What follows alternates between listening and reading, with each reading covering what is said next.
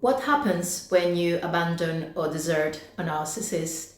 What happens when you decide that you no longer want to be in contact with this person, that you are in a healing journey? How does the narcissist react to this situation that you have put them in? And remember, no contact is not the same as ignoring a narcissist. So in today's video, I will talk about the difference between going no contact and ignoring a narcissist. But before I go any further, I just wanted to say thank you very much for being here. I really appreciate you, and I appreciate the fact that you are engaging with my content. From the bottom of my heart, I just wanted to say thank you very much for that. I would like to make also a disclaimer. I am not a clinician. I do not offer any services. All the content that I create for this channel is purely based in my own opinions and experiences. And I'm doing this literally just to bring awareness into toxic relationships, generally a relationship with a narcissist. So hopefully you can find this information useful. Maybe it reminds you of a situation you're in or you have been in, and might answer some of the questions that you are probably wondering at this stage. But the fact that you're watching this video and many other videos relating to toxic relationships, relationships with narcissists, or with people with high narcissistic traits is a testament to your awareness. This means that you are in the process or probably already healed from this very, very detrimental toxic relationship. So how does a narcissist react to no contact? The reason you've gone no contact is because this relationship took a massive toll on your mental health, your physical health, and your emotional health. So you decided that this is it. I cannot go any further with this person. I need to concentrate on myself, power myself through this really nasty situation I have been in. And the decision to go no contact is not an easy decision to make. There is a lot of trauma bond left. There is a trauma bond in a narcissistic or toxic relationship. So the first step into recovery is realizing that this is going to take a long time. It's not an easy process getting over a relationship with a narcissist. Probably the hardest thing you have to do in your life, besides giving birth if you're a woman or going through a very traumatic experience. So narcissistic relationships are very addictive. You're hooked. You are bonded to this person through the trauma that they're putting you through. When you come to terms and realize that you cannot go any further and that you don't want this person anywhere near you, and you don't want to hear from them, you don't want to be a part of their lives, for sure you don't want them to be a part of your life. So you decide to block them. You decide to get rid of any pictures you might have together. If you were married, you probably want to sell the ring. So there are a lot of decisions to make when you decide to go full no contact. And it's not always possible to do so because you might have children with the narcissist, or you might have a property with a narcissist like me. And you might have other situations that make it almost impossible to go no contact with them. And I will explain what to do in those situations. But if you have no ties, if you can break free, if you can break the change from the narcissist and you decide to run away, maybe you are even moving to a different country, to a different state, to a different city. So yeah, the decision is pretty drastic. And how will the narcissist take this decision? At the beginning, they will see as you're playing games with them. So if the narcissist is unaware, like most narcissists, they will treat this as a game. And they will do exactly the same with you. They will just go no contact. They might block you, they might just leave you there, but they will decide that they will not make the first step into contacting you. Remember, narcissism is all about control and gaining fuel. So they control you to gain the fuel from you. So the narcissist will let time pass and you will be really reinforced in the fact that you don't want to contact them.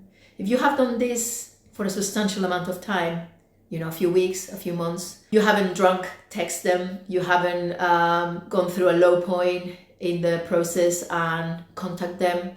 If you have stood high and you have not reached out to the narcissist is not going to like this. Not after a while.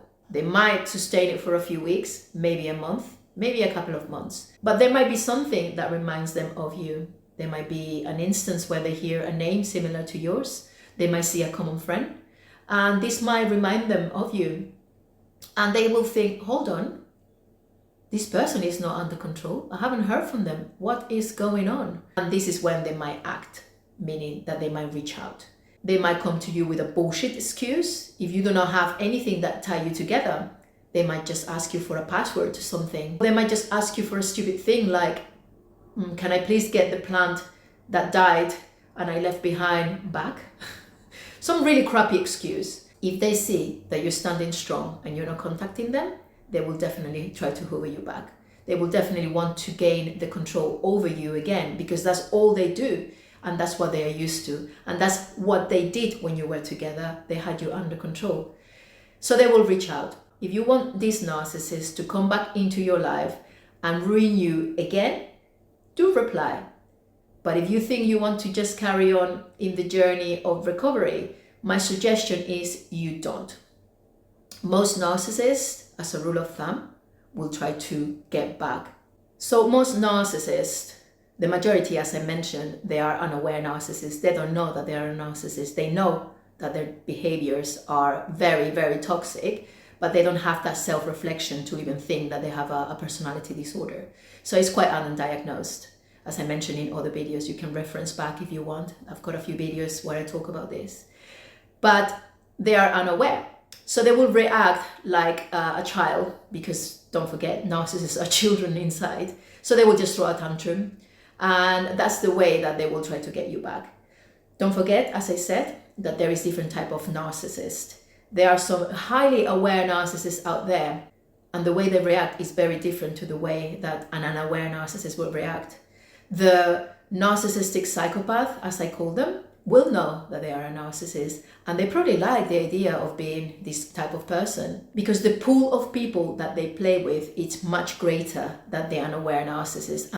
And the gains that a narcissistic psychopath will get, they are greater also, because they are more intelligent, they are aware, as I said, and they can play with more people. So yes, they will see the fact that you're not contacting them as an injury and will try to do something about it, but not the same way as an unaware narcissist. An aware narcissist will throw a tantrum if you do not contact. They might not necessarily make you aware of it, but you will know by the way that they react. You will know if they text you, the tone of their text, the anger in their voices that you cannot hear, but you will see that this is really affecting them. So in my opinion, this is the best way to target the recovery of yourself, by distancing from the narcissist. Full no contact is really the only way.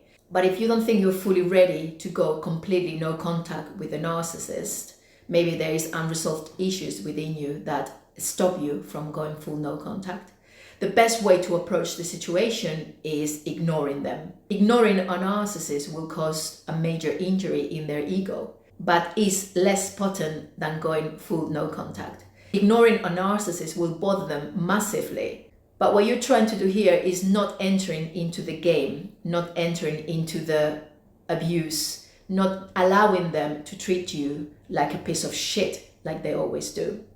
It's not as effective as full no contact. In your perspective, it might be a way of teaching the narcissist a lesson. Don't forget, narcissists don't really care about learning lessons. Narcissists never cared for you and about you, and will never care. Simple. The only thing a narcissist wants is the gains that comes from the fuel. Just imagine them as an electric car. You are the power source. They are the car, and you are the power source. So the narcissist is ultimately only interested in what they can get for you. They can lie and tell you that they regret what happened. They can lie and tell you that you had something really special going on, maybe revisiting that relationship. But once you go back into that relationship, the exploitation and the way that they're going to treat you is going to be far worse than the first time round. So ignoring them to an extent doesn't really achieve anything. Ignoring the narcissist only makes them, in a way, more angry at you. And if you do not reach out, and you eventually probably will, we all have fallen into the trap of the narcissist. We all have fallen for the tears, or we all have fallen for the sorry. It didn't really mean anything. When I went through my devaluing and discarding period, I knew somehow that I wasn't finished with this narcissist. I was so trauma bonded with this person that I wanted him back. I really did. I felt love for this person, or so I thought. What it was is really trauma bonding. But again, I did get back with my ex once. And yeah, it was okay for the first few weeks, months. We had good times. But I started soon seeing that it wasn't going to go anywhere good. And in fact, it was way worse than the first time round. So yes, I did ended up going back the first time we broke up, because I wasn't aware of what narcissism was. I had never been in a toxic relationship, so I didn't really know what I was dealing with. But I did the no contact because I heard that you should. I did the ignoring because I heard that you should too. But because I didn't have closure in that relationship the first time round, I really just wanted the narcissist back in my life. So ignoring them and the no contact didn't work at that time because I wasn't as aware as I am now. I hadn't really been educated at that time. I still felt that there was something there.